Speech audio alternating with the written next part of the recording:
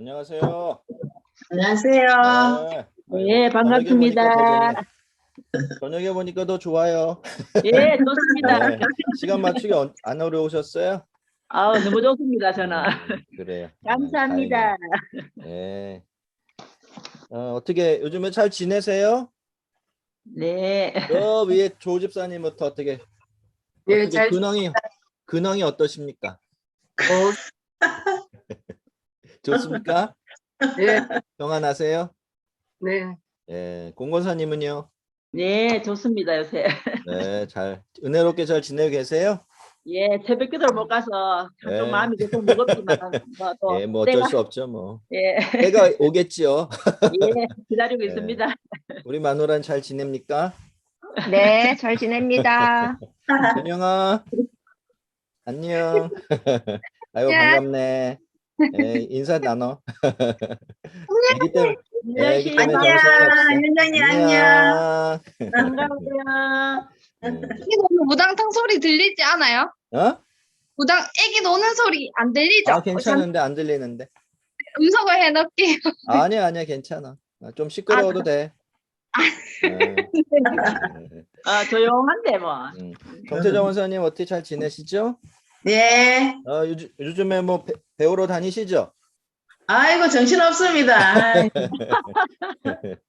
다리에 네. 쥐가 납니다. 좀 들어 앉아 계셨더니. 바쁘시죠? 아유. 네. 그래, 뭐 그렇게 막 길지 않으니까, 그죠? 좀 참으시면 네. 되는데. 네. 깁니다. 아무튼 옛날만큼 그렇게 원활하게 잘 편안하게 신앙생활이 안 되니까 신앙 관리를 잘 하시고요. 네. 잘 자기를 지키시기를 바랍니다. 오늘은 육과 첫날 부분입니다. 주님은 확신을 주시는 하나님 예수님으로 이렇게 보고 우리가 오늘 내용은 뭐 어찌하여 울고 있느냐라는 예수님의 마리아에게 하셨던 말씀 우리가 좀 살펴보면서 공부를 좀 하겠습니다. 자, 오늘 말씀을 한번 같이 읽겠습니다. 요한복음 20장 15절이에요. 읽습니다. 예수께서 이르시되 여자여 어찌하여 울며 누구를 찾느냐 하시니 마리아는 마리아는 그가 동산지기인 줄 동산지기인 줄 알고 이르되 주여 주여 당신이 당신이 옮겼거든 옮겼거든 어디 어디에 두었는지 내게 이르소서 그리하면 내가 가져가리이다. 이렇게 이야기를 했어요. 그렇죠? 예수님이 뭐라고 물으시죠? 여자여, 어찌하여 누구를 우느냐. 찾느냐 두 가지를 묻죠. 어찌하여 울며 누구를 찾느냐 이렇게. 그렇죠? 예수님의 뒤에 한번 살펴보겠고요. 자, 오늘 우리의 주제 오늘 우리가 생각해 볼 주제는 우리를 어떻게 하시는 하나님이실까요? 어떻게 하는 하나님이실까요? 안심? 놀라게 하시는 이죠? 놀래키시는 놀라게 하시는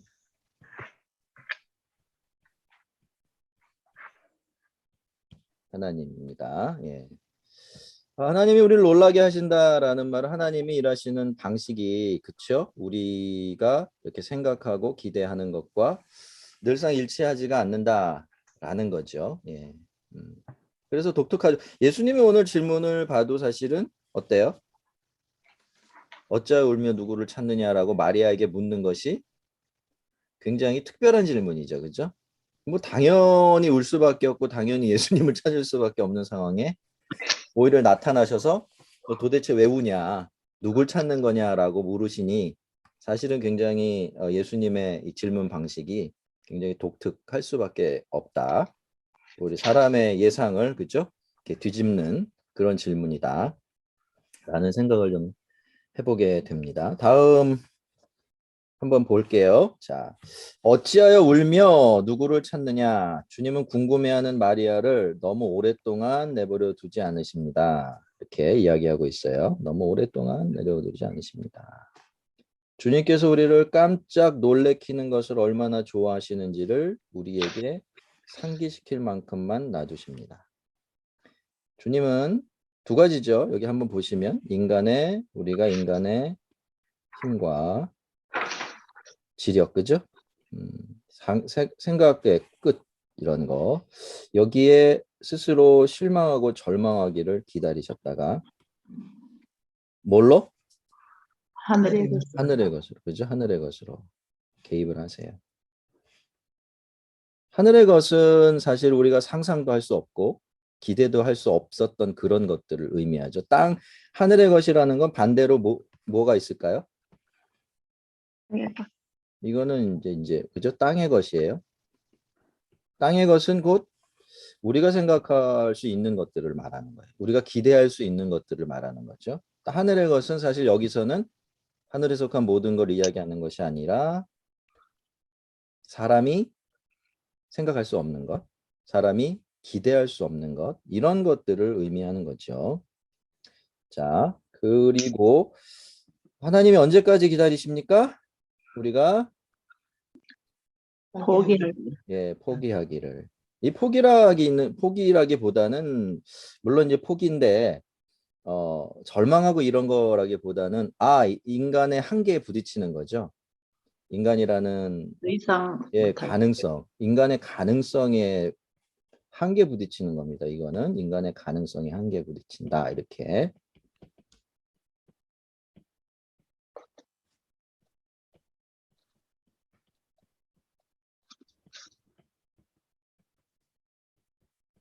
그렇죠. 그때 우리는 포기라기보다는 이렇게 절망을 느낄 수도 있겠지만 그거보다는 그냥 이게 내 일이 아니구나. 우리가 어쩔 수 없는 일이구나라고 하는 순간이 오는 거죠. 그렇죠? 그때까지 기다리셨다가 하나님의 방식대로 일을 하면서 뭐 이분의 표현에 놀랐지 메롱 이렇게 이제 우리를 놀래키고 기습작전을 펼치신다라고 이렇게 말씀을 하는데 어떠세요? 요즘에 이렇게 여러분 하나님 때문에 이렇게 깜짝 놀라신 적이 있으세요? 한번 그런 경험이 있으신지 한번 이렇게 좀 나눠봤으면 좋겠는데 제가 먼저 얘기를 좀 드릴게요. 제 경험을. 제가 그 부활절 날 설교를 했잖아요. 그죠? 혹시 기억이 나세요?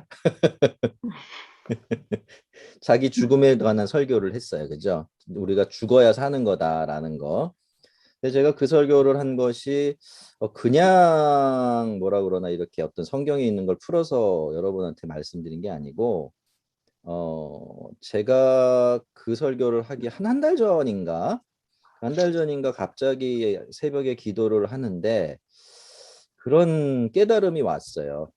너무 아직도 내가 펄펄 살아있구나. 내가 이렇게 불편하고 부대끼고 힘든 것이 내가 너무 살아있기 때문에 그런 것이었구나 라는 것을 갑자기 깨닫게 됐어요.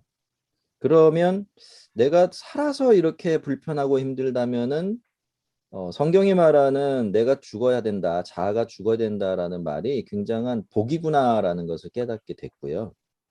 그 다음부터 갑자기 이제 그 기도를 시작을 한 거죠. 제가 하나님 저를 좀 죽여주시옵소서. 진짜로 내가 사라지고 예수님이 살아나시고 내 누추한 생명이 아니라 예수님의 하나님의 그 부활의 영광스러운 생명으로 살게 해달라고 기도를 옛날에도 했는데 다른 마음으로 진심으로 하기 시작했던 것 같아요. 기쁜 마음으로.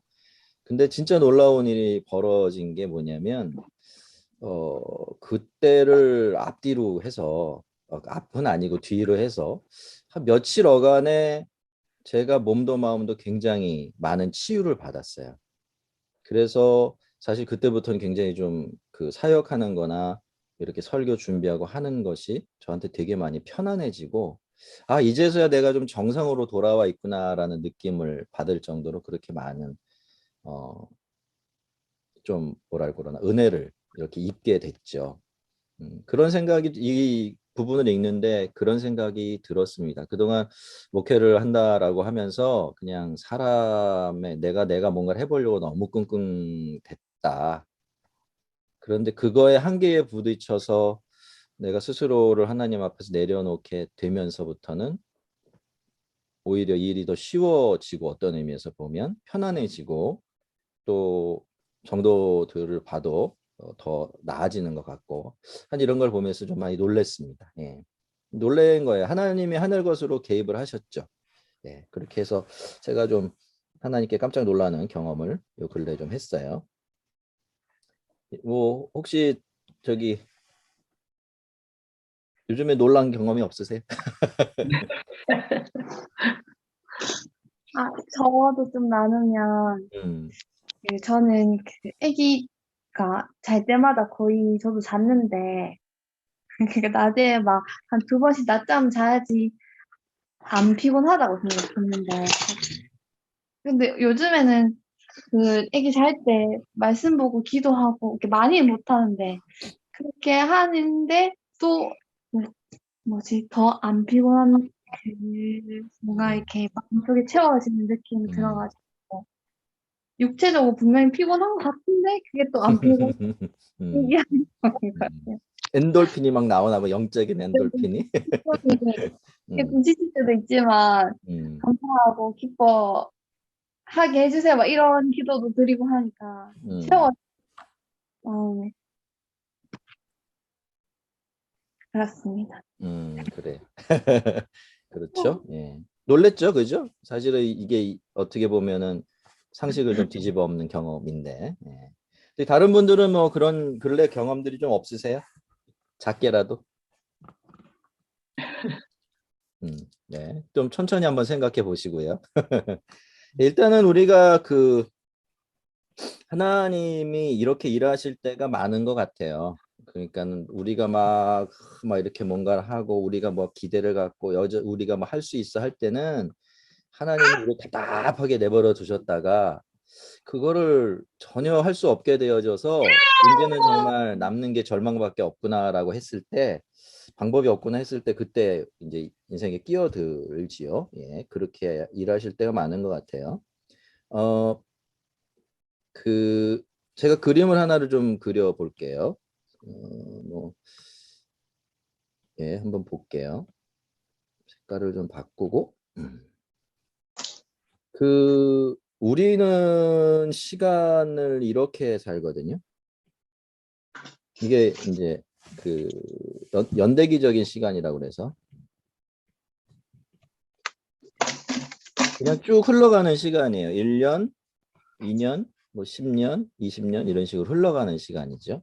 우리는 이 선상에서 시간을 다가오는 시간들을 마주하고 흘러가는 시간들을 뒤로 하면서 이렇게 앞을 향해서 살아요. 그래서 이 시간만 있는 것일 줄로 알고 살아가는데 실제로는 이제 이 시간이 아니라 하나님의 시간이 따로 있어요. 그게 뭐냐면 이제 여기서 이렇게 뚫고 들어오는 시간이 있거든요. 이거를 이제 이거를 크로노스라고 부르고 이거를 카이로스라고 이렇게 부르는데 제가 이게 그러니까는 결정적인 시간이다 이렇게 표현을 해도 좋을 것 같아요. 그러니까 우리는 이렇게 시간 속에 살면서 여기서 일어나는 일만 기대하거든요. 그렇죠? 보통. 근데 하나님은 가끔씩 이 시간 인간이 지내는 시간의 역사 속에서 불가능한 일들이 부닥치면 그때 세상 속으로 뚫고 들어오셔서 내가 여기 있다. 나 이렇게 일한다라는 것을 자꾸 보여주세요. 이제 그 대표적인 게 뭘까요?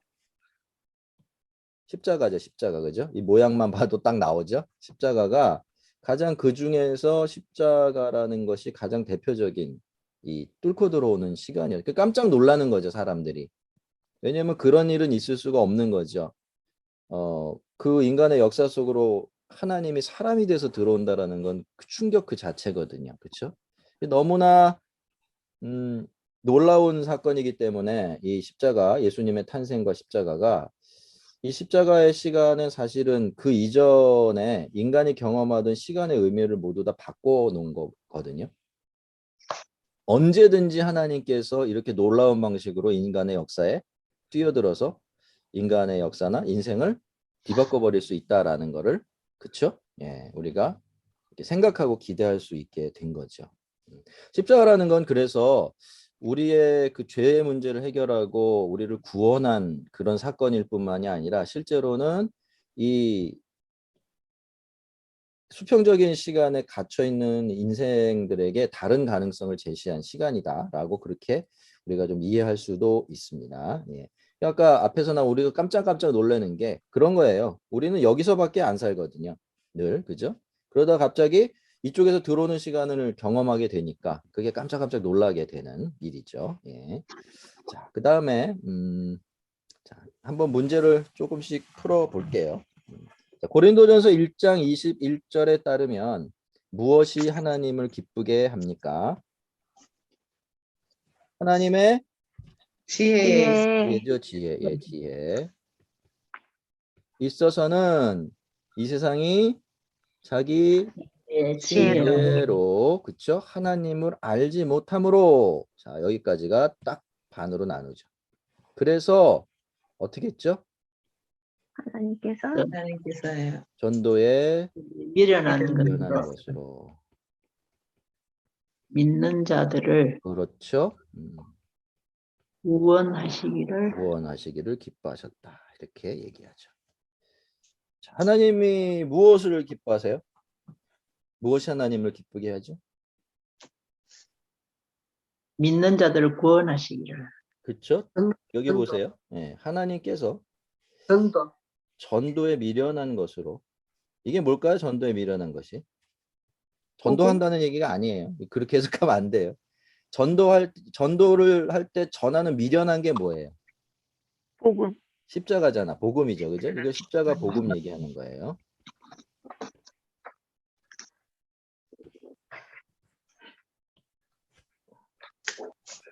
그러니까 어때요? 이게 미련한 거예요. 되게 미련한 거거든요. 복음. 미련하다라는 것은 어리석은 것이죠. 그죠? 어리석은 거예요. 미련한 것이고. 이게 스스로 지혜 있다라는 사람들은 언뜻 받아들일 수 없는 거죠. 그렇기 때문에 여기 믿는다는 말이 나왔어요. 믿는다. 이 믿는다는 말이 뭘까요? 뭘 뜻하는 걸까요? 이거 반대는 뭘까요? 믿지 않는다. 안다. 그죠? 혹은 이해한다. 이런 뜻이 있어요. 이거 반대되는 게 믿는다는 말의 의미예요. 아는 거는 우리 능력으로 아는 거죠. 그죠? 우리의 지력으로 이해하고 받아들이는 걸 안다라고 얘기해요. 그렇지만 복음은 그렇게 해서 알 수 있는 게 아니죠. 어떻게 해서 알아요? 믿어서. 믿어서 아는 거죠. 예. 믿음으로 받아들이는 거예요. 그렇다라는 건 무엇을 의미합니까? 내 능력하고 상관이 없는 거죠. 내 방식이 아닌 거죠. 이것은 하나님의 방식인 거예요. 그래서 믿음이라는 거는요. 우리가 믿어서 구원을 얻었다 이런 뜻이 아니라 하나님께서 하나님의 방식으로 우리를 구원하셨다 이런 뜻이에요. 원래. 그러니까 믿음이라는 말은 성경에서 여러 의미로 쓰이는데 이게 무슨 얘기냐면은 사람의 방식이 아니다. 사람의 능력과 상관이 없다. 사람의 어떤 조건과도 상관이 없다. 라는 뜻이에요. 그러니까 보세요. 자, 하나님의 지혜에 있어서는 그렇죠? 뭐가 이 하나님의 지혜를 알지 못하죠? 세상은 그죠? 세상이 자기 지혜로 하나님을 알지 못해요.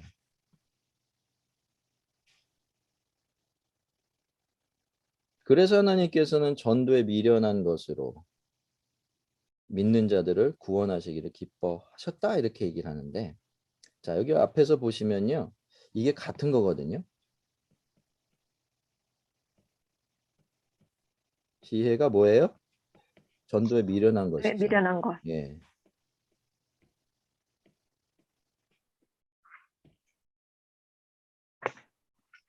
같은 거죠. 세상은 자기가 지혜 있다고 생각해요. 그렇죠? 그래서 그 지혜를 가지고 그 지혜에 맞는 것만 받아들이다 보니까 그 지혜를 넘어서 있는 것은 어떻다라고 자꾸 판단을 하죠?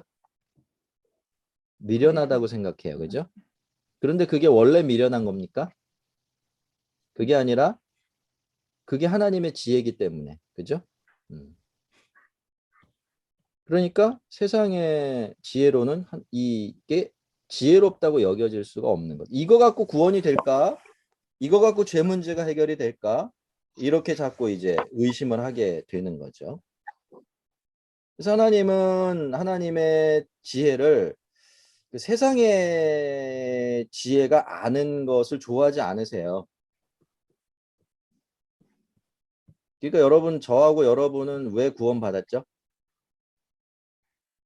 세상의 지혜를 알지 못. 그 세상에서 입장에서 보면 지혜로운 사람이 아니기 때문에. 기분 나쁘세요? 여러분, 세상에 우리는 일어난다. 세상의 기준으로 보면 지혜로운 사람들이 아니에요. 만약에 우리가 세상의 기준, 그죠? 세상의 기준에서 지혜로운 사람이었다면 우리는 복음을 믿을 수가 없었어요. 그런 복음이라는 건 이런 거예요. 뭐냐? 내가 무능하기 때문에 하나님의 방법을 그냥 수용하는 거거든요. 그렇죠? 한번 생각해 보세요. 그렇죠? 이 죄의 문제를 내가 알고 있는데 이 죄의 문제를 내가 해결할 수가 없어요. 내가 구원받아야 되는 건 아는데 구원의 방법을 내가 갖고 있지 않아요. 그럴 때 뭐가 오죠? 복음이 오는 거예요, 우리한테. 그러면 우리가 어떻게 되죠? 내 방법이 아니라 그게 하나님의 방법이라고 하니까 우리가 우리의 지혜가 아닌 그냥 믿음으로 그 하나님의 방법을 수용해 버리는 거죠. 하나님은 그걸 기뻐하세요. 그래서 복음이요, 복음이, 그죠? 이 복음이라는 게 굉장히 틀을 깨버리는 거죠. 세상적인 틀.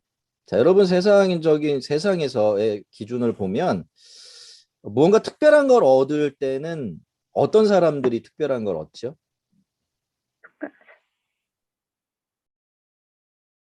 어떤 조건, 그죠? 예. 또 다시 말씀이 없어졌는데 조건, 예, 조건이 을 만족시키는 사람이 거기에 걸맞는 좋은 것을 어떻게 하죠? 획득하죠. 이게 세상의 방식이고 세상의 지혜예요.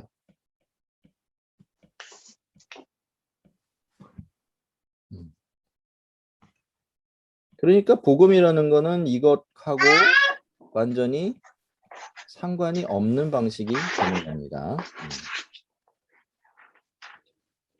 그러니까는 구원이라는 게 하나님의 은혜고 선물이 되려면, 그죠? 이런 방식으로밖에는 인간에게 주어질 수가 없어요.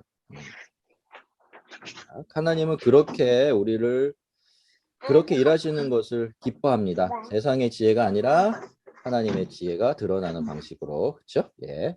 자, 그리고 두 번째, 고린도전서 1장 27절에서 주님은 어떤 선택을 하신다라고 말합니까? 왜 그렇습니까? 한번 여기 빈칸부터 채워볼게요. 그러나 하나님께서 세상에 미련한 것들을 이 미련한 것들아 이렇게 하면서 택하사 있는 자들을 부끄럽게 하려 하시고 세상에 약한 것들. 약한 것들을 택하사 강한 강한 것들 강한 것들을 부끄럽게 하려 하시며. 주님 어떤 선택을 하세요? 미련한 것들. 미련한 것을 택하시고 또 약한 것을 택하시고. 웃기죠? 네, 하나님 참 재밌는 분이세요. 미련한 것하고 약한 것.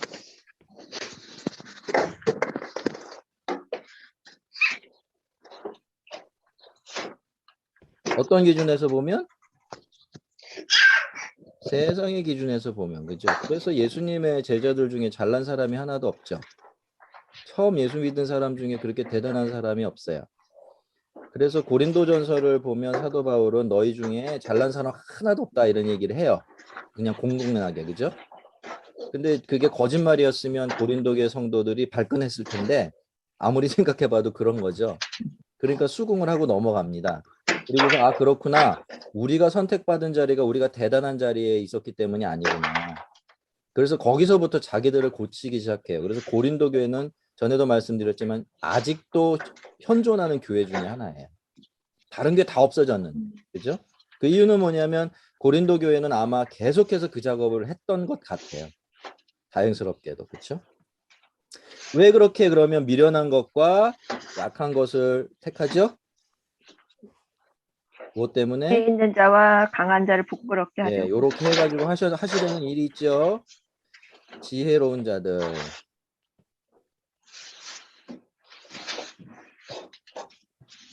또 강한 자들.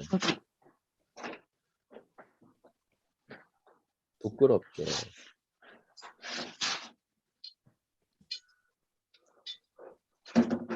이게 목적이죠.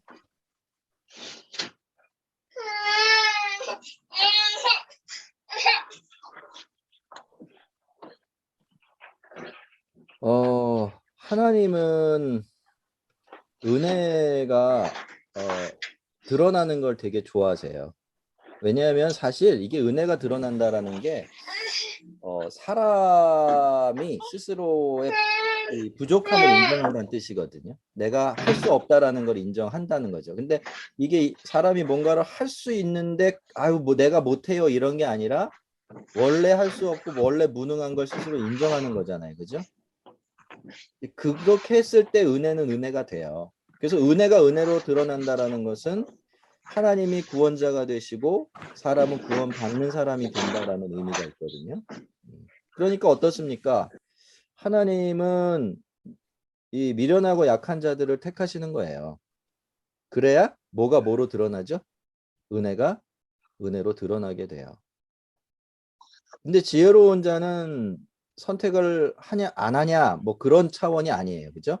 지혜로운 자들은 어떻습니까? 자기가 강하다고 하는 자들은 하나님의 방식을 받아들이지 않아요. 제가 실제로 어떤 거를 경험을 했냐면 교회에서 있었던 일인데 우리 교회는 아니고요. 어떤 분이 교회를 옮겼어요. 의사신데 되게 똑똑한 의사신데 교회로 옮겼어요. 그래서 왜 교회를 옮겼냐 이렇게 이유를 알아보니까 그분이 이제 대대로 그 교회의 권사님의 아들이시고 이러셨는데 그 앞에 목사님이 맨날 안 된다는 소리만 한다는 거예요. 우리는 문제가 있고 우리는 죄인이고 우리는 무능하고 방법이 없고 그 소리가 듣기 싫어서 교회를 뛰쳐나가셨더라고요. 자, 그럼 스스로 그분은 부끄러워진 거예요. 그죠? 하나님의 방식을 받아들이지 않음으로써 구원을 거절했기 때문에 사실은 모르겠어요. 그 교회에서는 맨날 된다 해주는지 모르겠지만 그게 맞는 말이 아니죠. 하나님의 그 복음이 지혜로운 자들과 강한 자들을 부끄럽게 하기를 원하십니다. 그래서 누굴 선택하냐면 미련한 것들과 약한 것들을 선택을 하세요.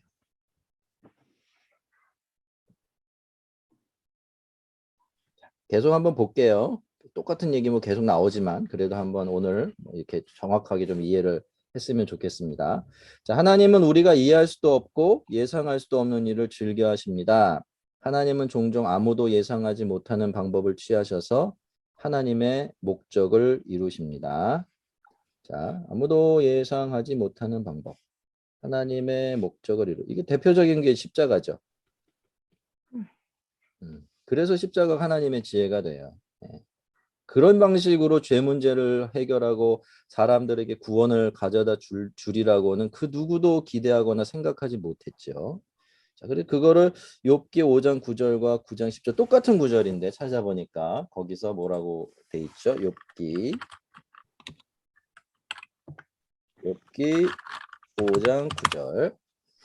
자, 하나님은 헤아릴 수 없이 큰 일을 행하시고 큰 일을 행하시며 기한 귀한 일을 일을 셀 셀 수 수 없이 없이 행하시나니. 헤아릴 수 없이 큰 일도 하시죠. 그리고 기이한 일을 행하시는데 그거를 하나 두 개가 아니라 아주 그냥 셀 수 없이 하신다 이렇게. 기록을 하고 있어요. 하나님이 얼마나 큰 일을 하십니까? 하나님이 얼마나 이해할 수 없는 일을 하세요. 제가 아까 십자가 말씀을 드렸는데 십자가 한번 생각해 볼까요? 십자가는 겉으로 보기에 뭐죠? 이거는 뭐 형틀이에요. 그죠? 가장 잔인하게 사람을 죽이도록 고안되어 있는 그 누구도 달리기 싫어하고 달릴 수도 없는 달려서도 안 되는 그런 십자가는 아주 낮고 천한 죄인이 달리는 형틀이에요. 다른 말로는 인간이 가장 비인간이 되는 자리죠. 그게 십자가예요. 자, 이런 십자가를 통해서 뭔 일을 하겠어요? 뭔 일을 할 수 있을까요? 사람이 뭘 기대할 수 있을까요? 아무것도 실제로는 기대할 수가 없어요. 인간적으로만 생각해보면. 우린 이미 십자가에 대해서 아는 게 너무 많아서 그렇지. 그 옛날 사람들이 십자가를 생각할 땐 십자가는 그냥 끝이에요. 가장 비참한 끝. 더 이상 소망도 없고 미래도 없고 아무것도 거기서는 끄집어낼 수 있는 게 없는 그런 것이 십자가였거든요. 근데 하나님은 이 십자가를 뭘로 만드셨죠? 십자가에서 하나님이 뭘 하셨어요? 첫째, 부활을 시키시고 응? 죽음에서 생명의 자리로 옮기셨습니다. 네. 벌써 이게 큰 대답이 나오면 별로 재미없는데. 네, 두 번째, 뭐 죄를 해결했죠? 죄 문제 네. 해결. 또 생각나는 대로 한번 쭉 구원으로 인도하시고 구원을 여기서 허락하셨죠.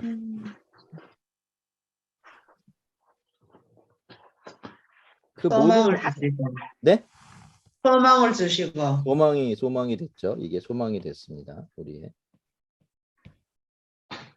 왜냐하면 죽음이 생명으로 바뀐 것이 그죠? 바로 여기고 죄 문제가 해결된 것이 여기죠. 뿐만 아니라 여러분 십자가는요. 사실 우주의 중심이었어요. 이 십자가 위에서 온 세상이 옛 질서로 돌아간 거예요. 그렇죠? 예수님이 그 십자가에 달림으로써 하나님의 아들로 증명이 되거든요. 인정을 받으세요. 그래서 십자가를 예수님의 보좌다 그렇게 많이 표현을 해요. 그런 얘기는 예수님이 그 십자가에 달리셨을 때 예수님은 전 우주의 중심이 되셨어요. 그리고 십자가는 현실적으로 보면 참 지혜가 뭔지를 드러냈죠. 도대체 인간들이 어떻게 살아야 자기 인생도 그렇고 이 세상도 그렇고 가장 복된 곳이 될 수 있느냐라는 걸 알려주는 장소가 십자가였어요. 이건 얼마나 이 십자가 아무것도 아닌 것 같은 어리석게 부지없는 십자가 위에서 하나님께서 큰 일을 하셨는지 모르죠. 자, 그리고 그만큼 또 어떻습니까? 십자가를 생각해 보면 그 십자가는 참 기이한 일들이 많이 일어난 곳이죠.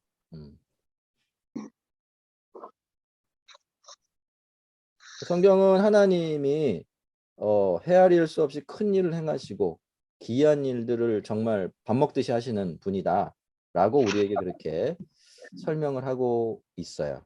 자, 그리고 여기서 보시면 헤아릴 수 없다라는 말, 기이하다라는 말은 무슨 뜻일까요? 이게 사람들의 지적인 능력을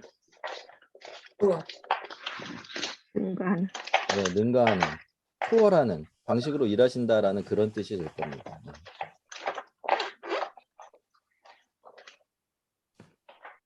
자, 그 다음 한번 같이 한번 읽어볼게요. 시작. 하나님은 가장 가장 낯선 낯선 곳에 곳에 나타나시고 나타나시고 가장 가장 기이한 일을 기이한 일을 행하시며 행하시며 찌푸리만 가득한 푸림만 가득한 얼굴에서 얼굴들에서 미소를 이끌어내시며 이끌어내시며 눈물만 있는 곳에서 반짝이는 반짝거리는 즐거움을 마음을 주십니다. 즐거움을 주십니다. 마리아야, 마리아야, 하나님이 부드럽게 하나님이 말씀하셨습니다. 놀랐지? 마리아는 깜짝 놀랐습니다. 그리고 제대로 반응했습니다. 마리아는 주님께 경배를 드렸습니다. 그렇죠? 여러분, 하나님이 어디 나타나셨어요? 가장 가성. 이거 어디예요, 여기가? 이 무덤 아니에요? 무덤에서 무덤. 그죠? 어디 무덤 안에 하나님이 나타나요, 그죠? 하나님하고 무덤은 상관이 없는 동네잖아요. 서로 전혀 상관이 없다고 봐야 되거든요, 그죠? 근데 하나님은 가장 결정적인 나타남을 어디서 행했냐면 무덤에서 하셨어요, 무덤에서. 여러분이 한번 그러면 하나님은 어때요? 하나님은 어디나 나타나실 수 있죠. 예. 어디서나 일하실 수 있고 어디서나 자기를 드러내실 수 있는 분이세요. 그리고 가장 기이한 일을 하시죠. 거기서 자기를 드러내세요. 그 무덤에서 부활의 주라는 사실을 드러내시고요. 그렇게 해서 어떻게 합니까? 찌푸린 얼굴을 미소. 미소로 끌어내. 미소 짓는 얼굴로 바꾸고 눈물밖에 있을 수 없는 곳에서 즐거움을 주시죠. 자, 하나님께서 나타나시는 곳에 어떤 일들이 벌어집니까? 거기 하나님의 백성들이 있으면 미소가 그렇죠. 보세요. 예, 그 뭐 슬픔, 그렇죠? 슬픔이 기쁨으로 바뀌고. 그럴 수 없는 상황이에요. 무덤 안이거든요. 무덤 안. 자, 무덤 안이에요. 그렇게 한번 생각을 해보세요. 지금 이게 무덤 안이에요. 무덤 안. 무덤 안에 내가 들어가 있어요. 내가 가장 사랑하고 가장 존경하고 도대체 아무 죄도 없고 죽어서는 안 되는 그분이 그 무덤 안에 묻혀 있죠. 그죠? 그 무덤 안에 들어 있어요. 그 안에 나도 있어요. 근데 그 자리에 하나님이 나타나셔서 어떤 일을 하시냐면 거기에 있는 모든 절망을, 그죠? 절망을, 무덤 속에 있는 절망을 소망으로, 그죠? 그리고 슬픔을 즐거움. 기쁨으로, 두려워도 했겠죠, 그죠? 왜 두려워하냐 그랬잖아요. 두려움이 뭐로 바뀌죠? 평안으로 바뀌죠, 그죠? 평안. 그러니까 모든 부정적인 것들은 긍정적인 것으로, 그죠? 모든 어두움에 속한 것들은 빛된 것으로. 네, 그렇게 바뀌는 거죠. 그 말도 안 되는 장소에 말도 안 되는 상황 속에 하나님이 나타나시면 그 안에 있는 모든 것들이 그렇게 뒤바뀌어 버리는 거죠.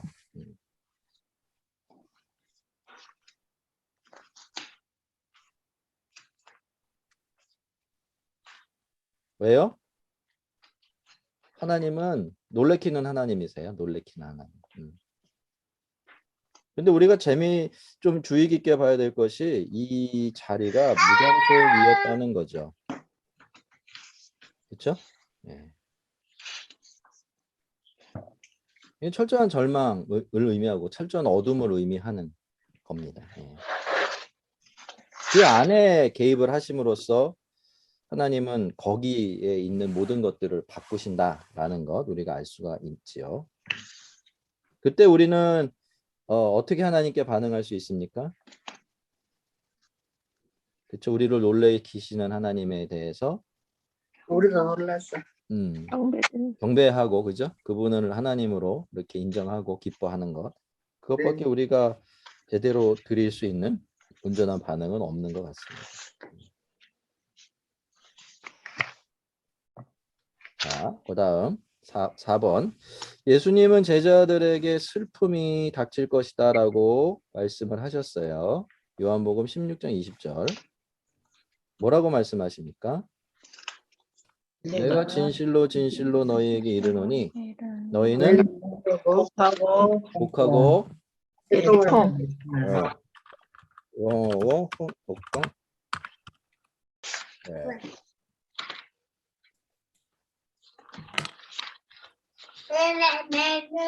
곡하고 그죠? 애통하겠으나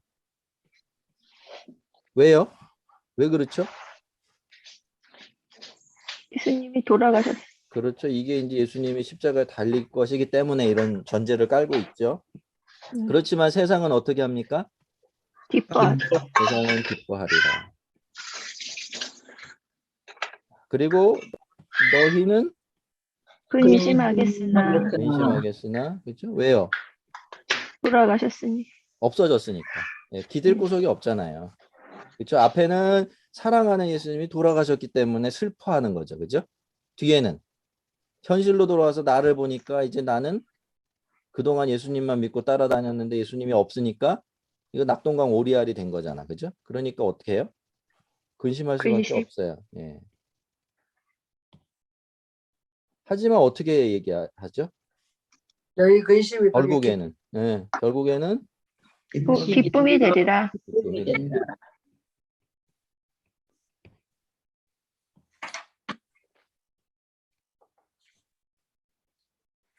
진실로 진실로.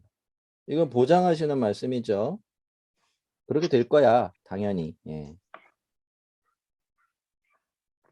이게 뭐 십자가에 달리시기 전에 예수님께서 제자들에게 하신 말씀이지만 우리가 우리의 상황에 좀 이렇게 그 적용을 좀 해보면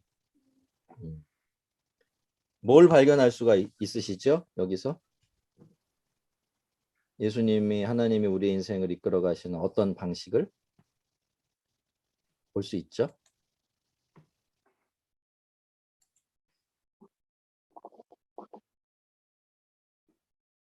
자, 보세요. 그렇죠? 여기 한번 보시면 너희는 곡하고 애통하고. 예, 곡하고 애통해요. 그렇지만 세상은 기뻐하리라. 기뻐하죠. 이런 일이 있어요. 그죠? 예, 여러분이 안 경험하셨다면 참 복된 인생을 사시는 거지만 이런 일이 있다는 겁니다. 예수를 믿고 섬기다 보면. 예. 근데 이건 항상 그래요. 세상이 기뻐하면 우리는 슬퍼해요. 원래. 우리가 기뻐할 때는 세상은 별로 좋아하지 않아요. 그게 성도하고 교회의 어쩔 수 없는 기본적인 관계예요. 우리가 역사를 보면 알 수가 있죠. 왜요? 왜냐하면 이 왕이 달라서 그래요. 그렇죠? 세상의 왕은 누구죠? 자기 사탄이고 자신. 마귀예요. 공중권세 잡은 자라고 부르잖아요. 우리의 왕은 누구죠? 하나님이. 예수님이고 하나님이세요. 왕이 다르면 두 나라가 부딪히면 어떻게 되죠? 한 나라가 기뻐할 때는 한 나라는 슬퍼하고 한 나라가 슬퍼하면 한 나라는 기뻐하고 그죠? 그렇게 될 수밖에 없는 거죠. 그래서 어떻습니까? 우리가 근심은 해요. 그렇죠? 우리가 예수를 믿고 살아가는 삶이 진지하게 신앙에 접근하게 되면 늘 근심이 있어요.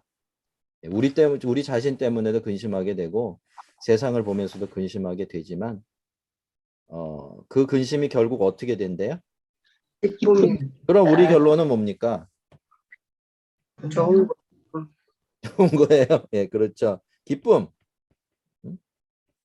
우리의 마지막은 기쁨이에요. 이게 우리가 맞이할 세상의 결론이에요.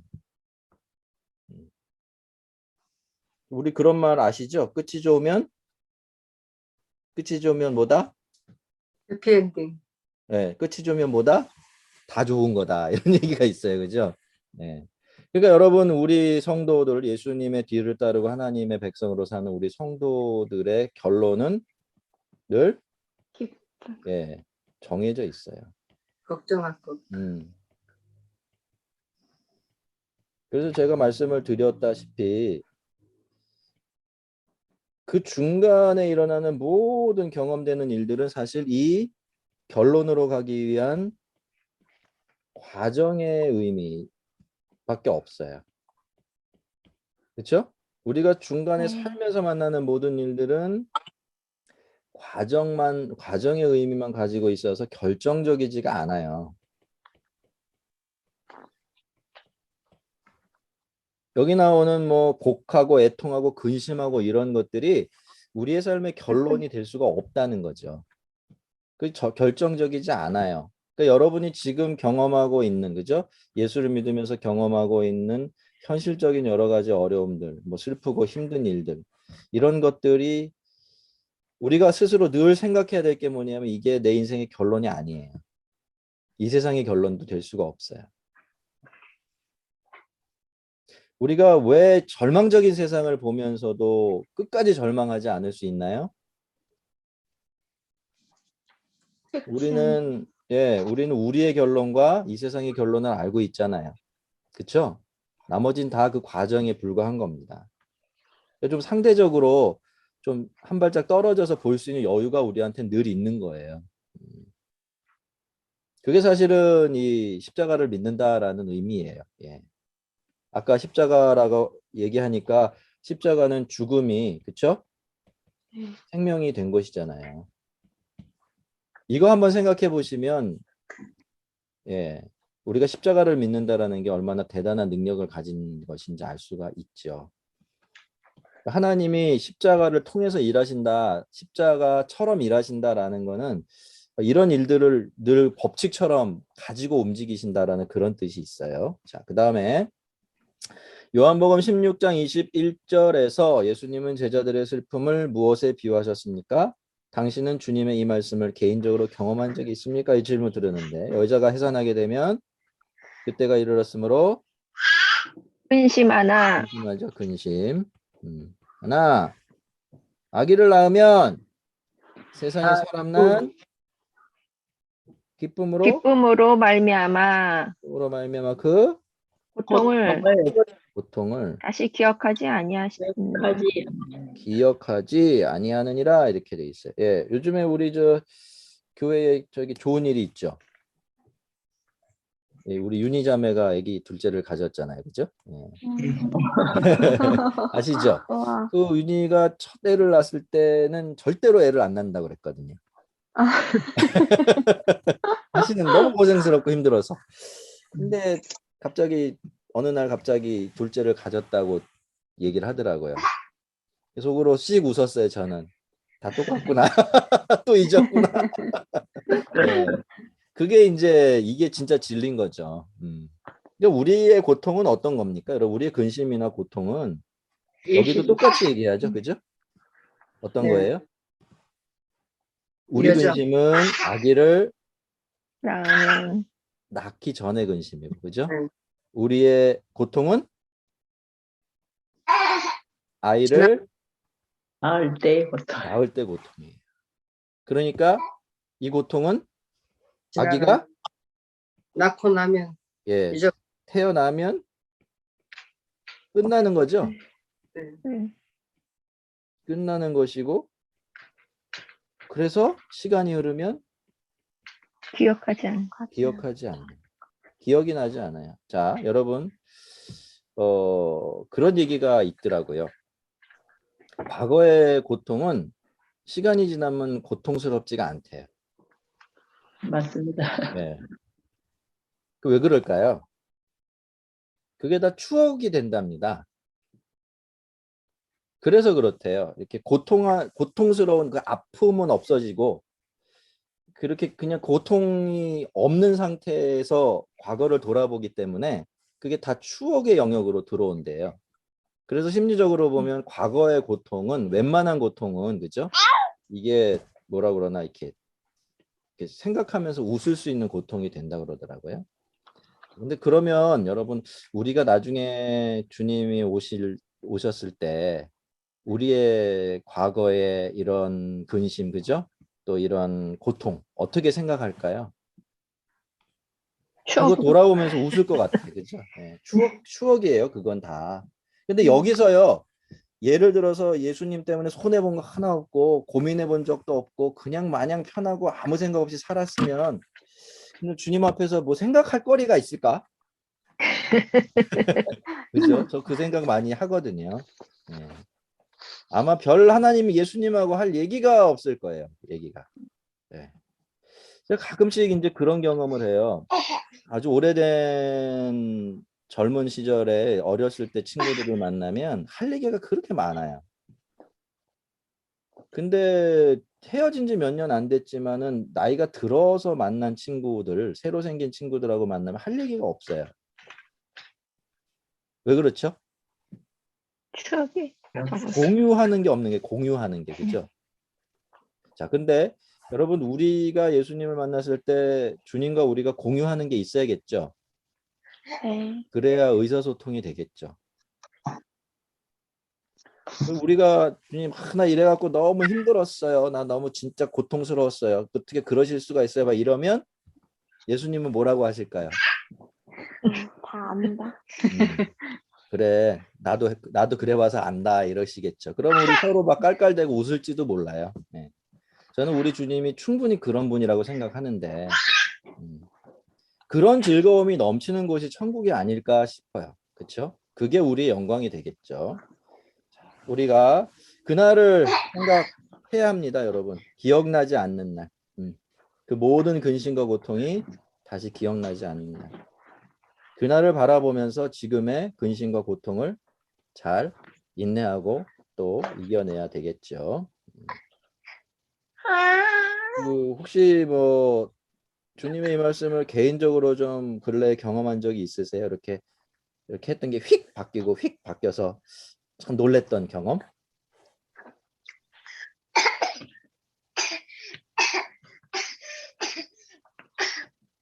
없으세요? 네.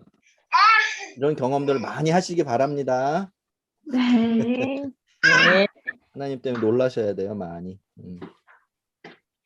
자, 다음 요한복음 16장 22절 뒷부분에 나타난 약속 한번 살펴보세요. 지금은 너희가 근심하나 심 하나 내가 다시 너희를 보리니 너희 마음이 기쁠 기쁠 것이요 것이요. 너희 꿈을 자가 없으리라.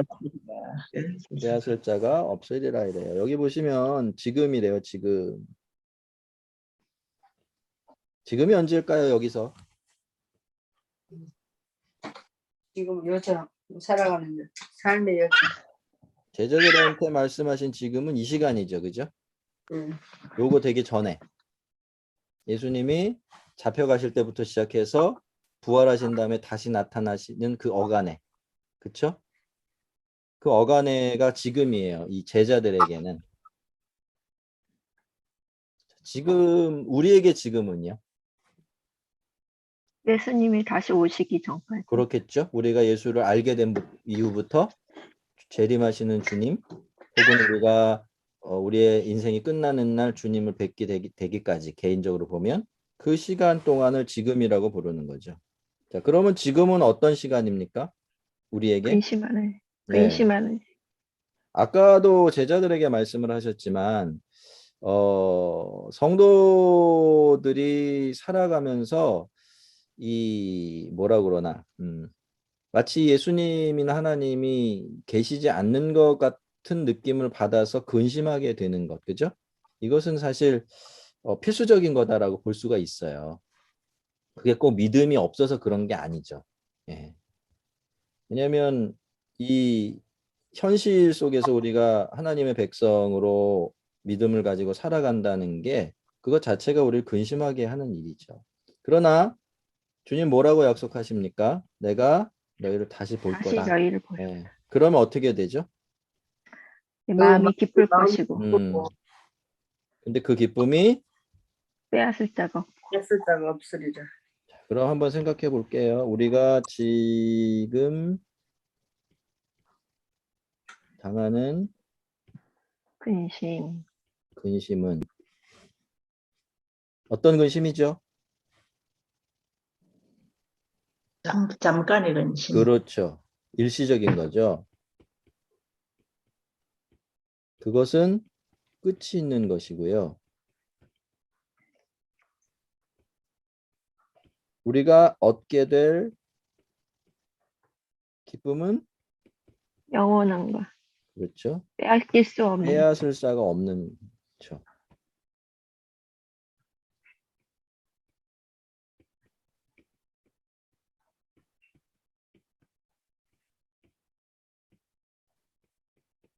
자, 왜 빼앗을 수가 없을까요? 첫째, 주님이 오셔서. 영원한 것이기 때문에. 그렇죠?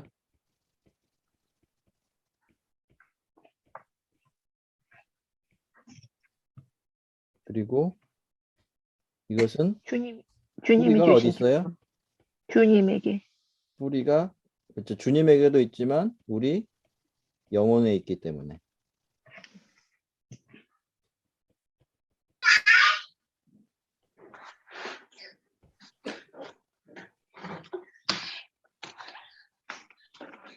그래서 빼앗을 자가 없는 기쁨이 되는 겁니다.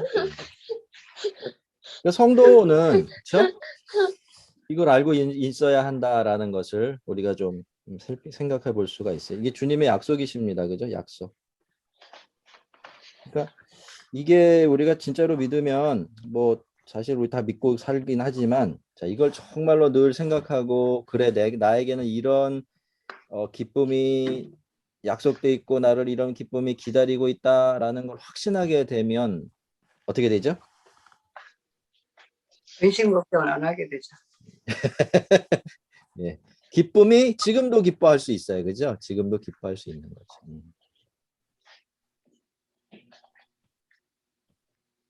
지금도 근심 중에지만 중에도 기뻐할 수 있죠.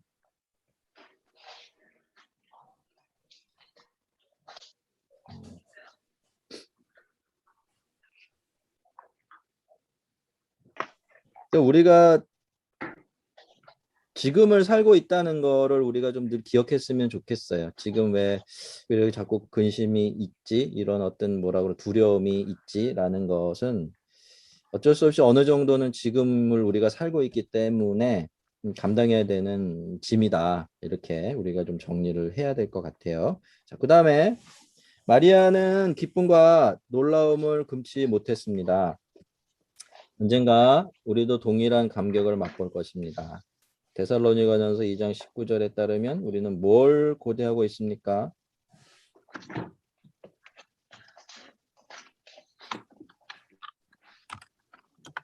2장 19절을 보시면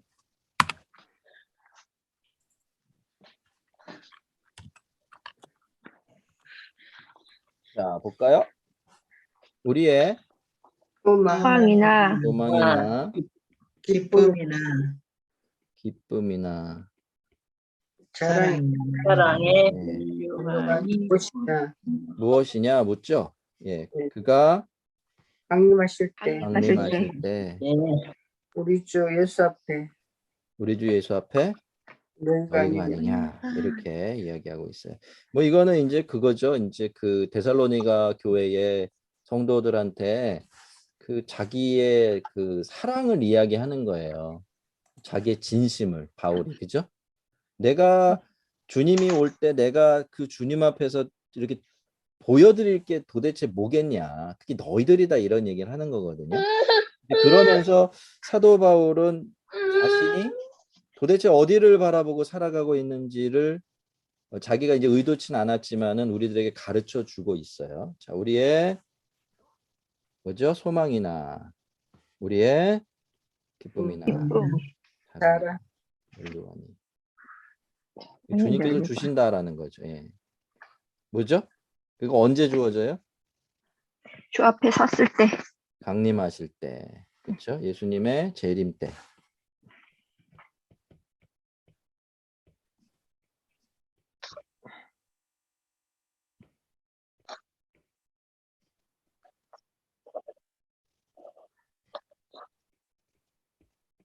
이런 건 뭐 영광이죠, 영광, 기쁨.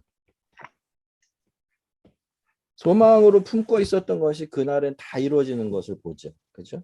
그리고 그동안 수고하고 힘들었던 모든 것들이 다 하나님의 칭찬과 자랑으로 우리에게 다시 주어지게 되는 겁니다. 그러니까 데살로니가전서 2장 19절에 따르면 우리는 뭘 고대하고 사는 사람이지요? 주님 오심을 고대하면서 일단 주님이 1번은 주신 예수님의 그렇죠. 예수님의 재림. 다시 오심. 또 주님이 우리에게 주실 영광과 기쁨을 고대하며.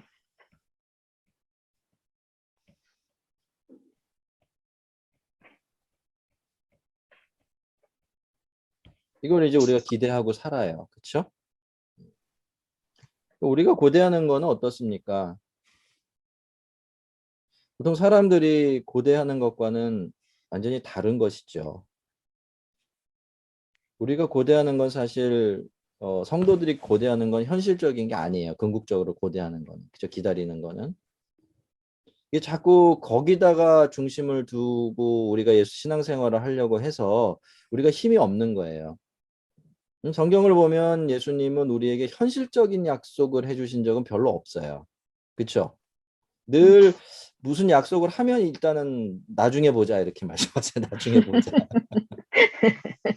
나중에 보자. 지금이 아니고 나중에 보자. 그러니까 그거가 우리한테 힘이 되고 격려가 되고 위로가 되려면 어떻게 돼야 되죠? 현재를 잘. 우리도 나중을 볼 수 있어야 돼요. 나중을 네. 생각하며 살아야 되는 거죠. 네.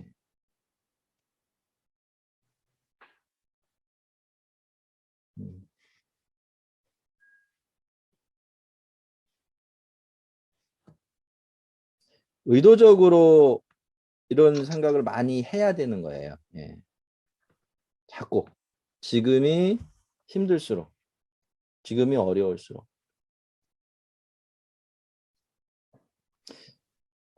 우리가 예수를 믿으면서 당하는 어려움이 크게 보면 두 가지가 있어요. 일단은 첫 번째는 신앙 때문에 당한 어려움이 있어요.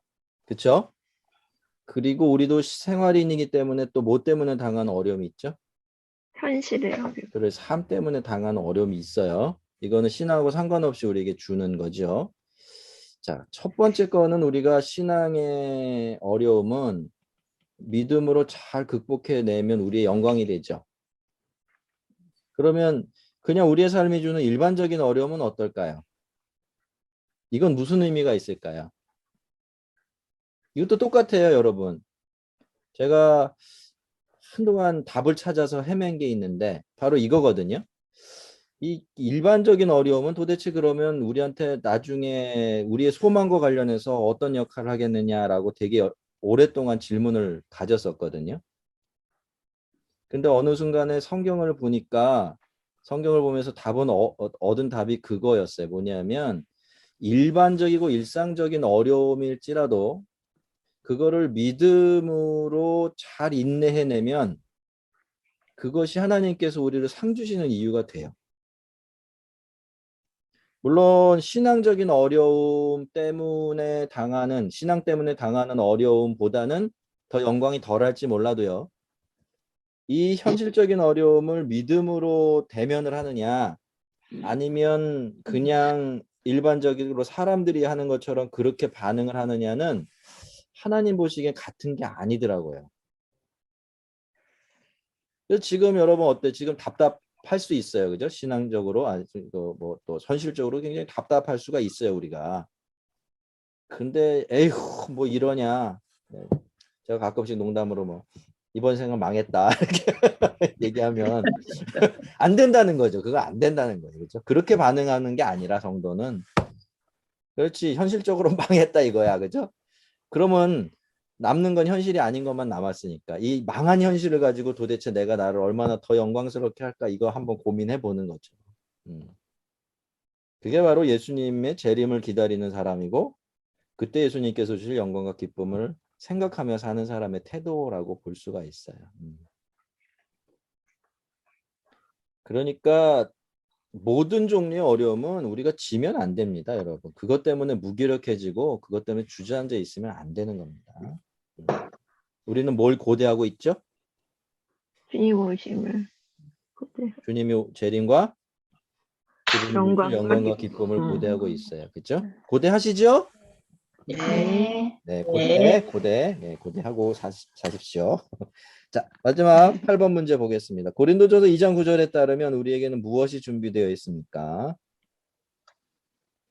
읽어볼까요? 기록된 바 하나님이 자기를 사랑하는 사랑하는 자들을 위하여 예비하신 모든 것은 눈으로 듣지 못하고 귀로 듣지 못하고 사람의 마음으로 생각하지도 사람의 못하였다 마음으로 함과 같으니라. 함과 자, 같으니라. 함과 같으니라라는 얘기는 이 말씀이 구약 성경에 나오는 말씀이다 이런 뜻이겠죠.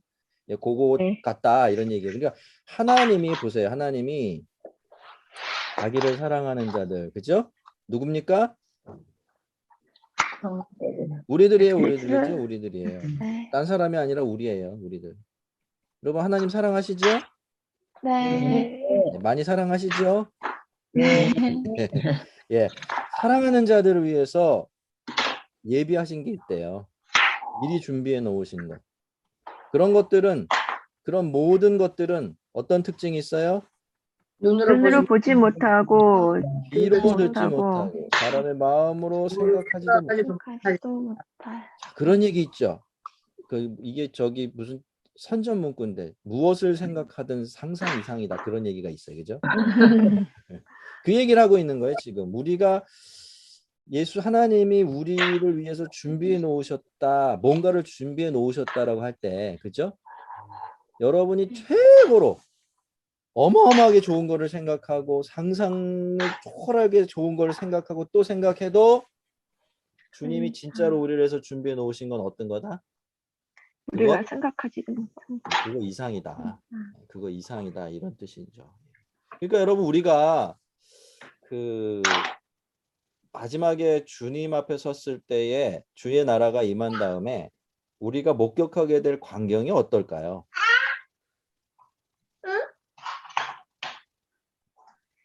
한번 그거를 이렇게 생각을 해보세요. 우리가 살게 될 환경이 어떨까요? 우리가 누리게 될 그 영광이 어떨까요? 그 기쁨이 어떨까요?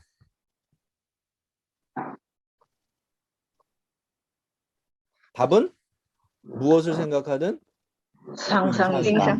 예, 그게 답이에요. 예, 깜짝 놀랄 것이다. 그렇죠. 놀래도 그 정도로 기절초풍하겠죠, 그죠? 예. 그렇지 않으면 거긴 하늘나라가 아닐 거예요. 우리가 생각하는 것만큼 좋으면 거기는 하나님 나라가 될 수가 없죠. 제가 하늘나라를 기대하고 사는 게 그것 때문이에요. 제가 뭐 생각할 수 있는 상상력의 한계가 있지만은 거기는 분명히 내가 생각하는 것 이상일 거다. 모든 완벽하고 모든 아름답고 그죠? 모든 좋은 것들이 그것 이상으로 늘 거기 있을 거다. 그리고 무엇보다도 누가? 우리 주님이 예수님이 예, 우리가 생각하는 것보다 훨씬 더 영광스럽고 비교할 수 없이 선한 분일 거다. 사랑스러운 분일 거다. 그렇죠? 네. 자, 그분하고 영원히 무한정 교제를 누리고 살아가니까 거기가 천국이 될 수밖에 없는 거죠. 그렇죠? 그거 얘기를 하고 있는 거예요. 하나님이 자기를 우리 다시 한번 읽어볼게요. 기록된 바 하나님이 자기를 사랑하는 자들을 위하여 예비하신 모든 것은 눈으로 보지 눈으로 보지 못하고 못하고 귀로 듣지 못하고 사람의 마음으로 생각하지도 못하였다 함과 같으니라. 우리가 이 세상을 살아갈 때 눈앞에 보이고 경험되는 것들 때문에 마음이 상하고 힘들 때가 있죠. 그럴 때마다 이 말씀을 한번 그려보십시오. 지금 우리가 당하는 그런 것들은 다 일시적이고 끝이 나는 것들이지만 오늘 고린도전서 2장 9절에 나온 이 말씀이 약속하고 있는 것들은 영원하고 끝이 없는 것이 될 겁니다. 이게 바로 우리의 인생의 또 이 세상의 결론이 되죠. 이렇게 우리가 정리를 하겠습니다. 자, 한번 읽어보겠습니다. 위의 장면에는 깜짝 파티의 모든 요소가 다 들어 있습니다. 비밀스러운 놀라움으로 크게 뜨는 눈은 즐거움과 감사. 하지만 지금의 축배는 향후 준비된 것에 비하면 소소합니다. 미래 미래 축배는 축배는 마리아의 경험과 마리아의 비슷하겠지만 그 경험과 규모가 훨씬 더 클 훨씬 더 클 것입니다. 것입니다. 더 많은 더 무덤이 많은 열릴 무덤이 열릴 것이고 더 것이고 많은 이름들이 많은 불릴 이름들이 것입니다. 부를 것입니다. 더 많은 사람들이 무릎을 꿇을 것이고 더 많은 더 많은 구도자들이 축배를 구도자들이 줄 것입니다. 더 네, 상당한 잔치가 될 잔치가 것입니다. 될 것입니다. 저는 제 이름이 꼭 초대 이름이 명부에 꼭 올랐으면 초대 명부에 좋겠습니다. 좋겠습니다. 당신은 당신은 어떻습니까? 어떻습니까?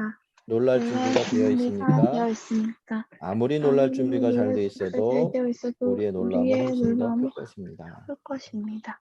이렇게 정리를 했습니다. 자, 우리 마지막으로 한번 생각해 볼까요? 네. 여러분은 그 하늘나라에 대해서 뭘 기대하세요? 그냥 소소한 것도 괜찮고 한번 소망을 좀 이렇게 생각하고 나눴으면 좋겠다는 생각이 들어서 우리 조 집사님은 하늘나라 생각할 때 제일 어떤 게 기대가 되세요?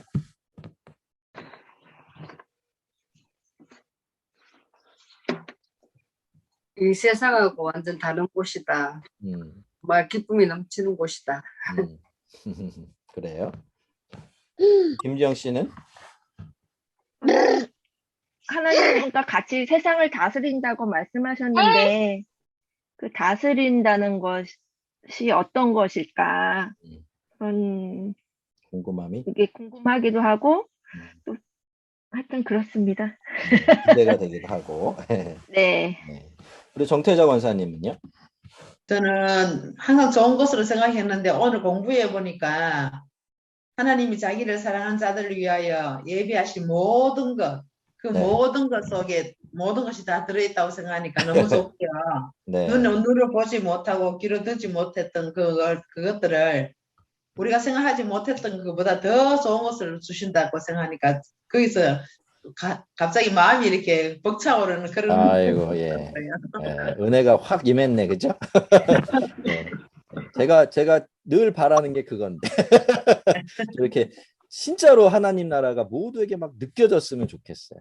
예. 그러길 바랍니다. 예. 네. 우리 공권사님은요? 예, 뭐 저도 하늘나라에 대한 참 소망, 기쁨이 얼마나 클까라고 기대를 하지만 진짜 이 시간을 통하면은 빨리 하늘나라 우리가 이사를 가면 좋겠다. 네. 막 가고 싶죠. 빨리 들어가고 싶죠, 그죠? 네. 네, 뭐 다른 말이 필요 없어 사실은. 네. 근데 갑자기 질문이 하나 생겼는데요. 네, 말해도 됩니까? 되죠. 이거는 이제 지금 말하는 거는 예수님, 주님이 막 오셔서 우리가 재림했을 때 그 영광이잖아요.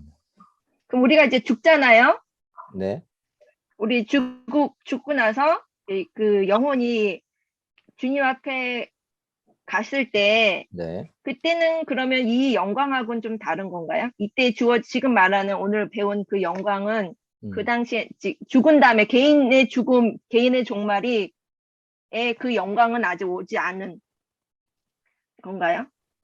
그게 이제 그 시간의 문제가 있거든요. 그러니까는 그 우리가 죽은 다음에 우리에게 시간이라는 게 의미가 있겠느냐 없겠느냐를 따라서 우리가 네. 경험하는 게 달라질 것 같은데 일반적으로는 이런 얘기를 해요.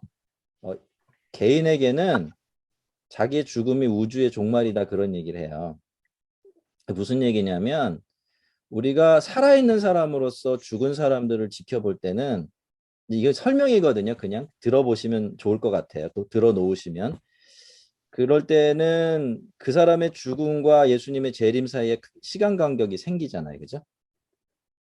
그렇지만 죽은 사람의 입장에서는 곧 예수님 앞에 서게 된대요. 그래서 곧 영광 속으로 들어가 버리는 거죠. 그렇죠? 이 두 가지가 다르게 경험된다는 얘기들을 주로 해요. 하늘나라에 대해서 이야기할 때. 그러면 죽은 나사로가 네. 그 부자하고 있으면서 죽은 나사로가 죽고 바로 예수님 품에 안겨 있는 그 기후가 나오잖아요. 그러면 그게 예수님 품 안에 있다는 그 자체도 그 영광 안에 있다는 그렇지. 걸로 그렇게 봐요. 생각하면 보통. 되나요? 네, 그렇게 봅니다. 대충. 그래서 이제 우리가 왜 죽은 자들이 살아나고 이러잖아요. 중간에 이제 예수님이 오시기 전에 죽은 사람들이 예수님 재림과 네. 더불어 막 살아난다는 거는 지금 살아있는 사람의 입장에서 보는 거라고 얘기해요.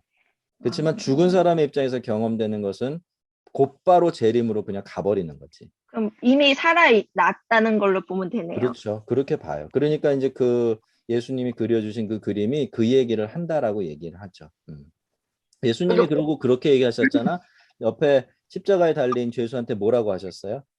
오늘 오늘 나와 내가 너와 같이 함께 낙원에 있으리라 이렇게 낙원에. 말씀하거든요. 그 중간 단계가 없다는 얘기잖아요. 그죠? 예수님의 말씀에 의하면. 예, 그렇게 보면 돼요. 그래서 중요해지는 문제가 있는데 그게 뭐냐면 물론 이제 안 그래도 그렇지만은 우리가 살아있는 동안이 중요해져요. 그래서 기회가 지금 살아있는 동안밖에 우리의 영광을 더 늘릴 수 있는 기회가 없어요. 그러니까 이제 좀 이렇게 뭐라 그러나 풀어져서 그냥 편안하게 쉽게 이렇게 갈 수가 없는 거야. 예. 영혼을 생각하면. 그렇죠. 예. 우리 윤영이는 어땠어? 어떤 기대를 좀 참고 갖고 있나? 저는 요즘에 애기 보면서 신랑이 많이 안 도와주는 것 같아서 불평불만과 어떤 그런 미움이 자꾸 싹 트는데 천국에 가면 사람들 간에 삭죠? 네, 사랑이 충만한 어떤 그런 누가 더 일하고 덜 일하고 이런 거 떠나서 음, 그냥 이렇게 사랑과 기쁨이 충만한 그런 사람과의 교제도 좀 기대가 되는 것 같아요. 예수님 음, 안에서. 그래. 여기 우리 저기 애기 있는데 요렇게 살지도 몰라 그죠? 그러면 참 좋을 것 같은 생각이 요런 마음 상태로 그냥 영원히 이렇게 살지 않을까 그런 생각이 들어요. 오늘은 우리가 주로 이제 주의 나라에 대한 이야기들을 했지만 아마 그때 우리가 가장 크게 놀랄 거예요. 그죠?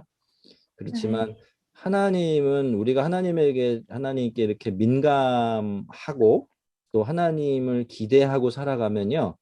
우리를 때때로 깜짝깜짝 놀래키시는 일을 참 많이 하세요. 우리가 자꾸 놓쳐요. 제가 여러분한테 요 근래에 하나님 때문에 이렇게 놀라신 적이 있으십니까? 라고 물을 때 크게 생각나시는 일이 없으셨을 수도 있는데 실제로 생각나는 일이 없는 거지 아마 몇 번 많이 놀라셨을 거예요. 소소하게. 그래서 저는 그 생각이 들거든요. 하나님이 우리의 기대와 상상을 초월해서 일하시는 모습을 많이 만날수록 그 사람에게는 하나님이 생생하게 살아있는 분이 돼요. 그러니까 예를 들어서 그런 하나님 경험하지 않아도 신앙생활 할 수 있거든요. 그렇죠? 그렇다고 예수 못 믿는 거 아니에요. 그런데 그 경험을 하면서 예수를 믿는 것하고 그 경험이 없이 예수를 믿는 것하고는 굉장히 달라요. 심지어는 여러분이 그 예배를 드릴 때의 경험만 봐도 하나님이 여러분을 놀래키실 때가 있을 거예요. 그렇죠? 예배를 우리가 어떤 기대를 가지고 어떤 마음을 가지고 하나님 앞에 드리냐에 따라서 우리가 놀랄 수도 있고 그렇지 않을 수도 있는 거죠. 그러니까 우리가 놀랜다라는 거를 어떤 현실적인 사건 속에서만 깜짝깜짝 놀라는 게 아니라 우리 영혼도 하나님 앞에서 놀랄 수가 있어요. 와, 이게 이런 말씀이었네 라고 하면 놀라는 거죠. 그죠? 와, 이게 이렇게 아까 저기 우리 정태적 원사님이 말씀하신 것처럼 그 싱크둥하게 넘어가던 말씀이 어느 순간에 그냥 팍 와닿으면서 나를 또 깜짝 놀라게 하는 거죠. 아, 내가 이런 복을 받고 있었네. 이런 것들, 그죠? 그래서 늘 성도는 이 영적으로 이렇게 깨어서 놀랄 준비를 하고 살아가야 하는 것 같아요. 그렇죠? 우리 주님이 늘 그렇게 물으세요. 너 왜 두려워하냐? 예. 누굴 찾느냐? 이렇게 물어오시는 거죠. 예. 그럴 때 우리가 주님 때문에 거기서 절망의 표현을 하지 말고 주님이 주님이신 것을 알아볼 수 있다면 우리의 신앙생활이 훨씬 더 생생하게 살아있는 그런 신앙생활이 되리라라는 생각이 듭니다. 예. 오늘 뭐 공부는 여기까지 하도록 하겠습니다. 예.